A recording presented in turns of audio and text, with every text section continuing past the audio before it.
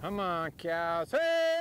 I've been riding a horse and taking care of cows ever since someone could hold me on the horse. Get over. And I'd like one of my children to take it over, and I got kids that really like coming out here and taking care of the cows and working and doing things. It's a good family-based lifestyle to have, it is. Get on up through there. But these days, even on the wide open range, Preston Johnson has worries.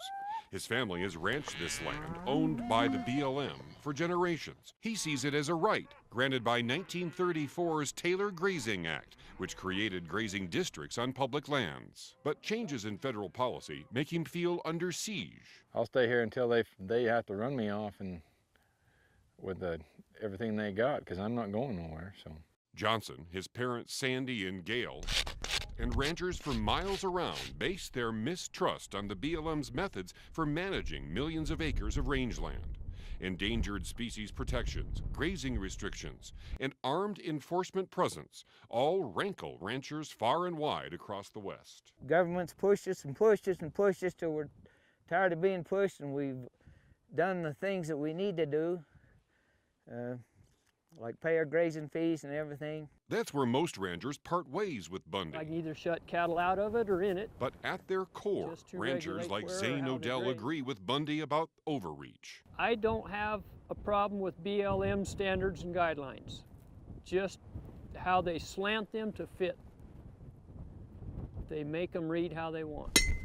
Ranchers fear the BLM has an agenda to eventually move all of them and their cattle and corrals off the land. That's something the BLM categorically denies. The Bureau of Land Management in Utah recognizes that cattle ranching is part of the fabric of the American West.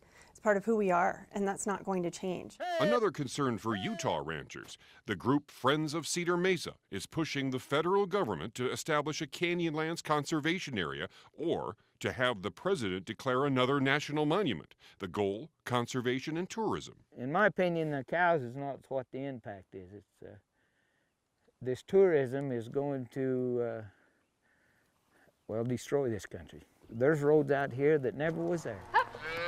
Gail Johnson tries to keep the focus on ranching and not think about the president possibly creating another monument. I'm not going to sit and cry and worry, but I do think it's an abuse of power if he does it. No one in San Juan County anticipates a confrontation like at the Bundy Ranch. But ranchers here stick together, and it could happen. It seems a little ironic that a place with so much serene natural beauty is also the focus of fierce emotion and sharp differences. And it seems to be getting worse, not better, not just with ranchers here in Utah, but across the West. Richard Piatt, KSL 5 News, San Juan County.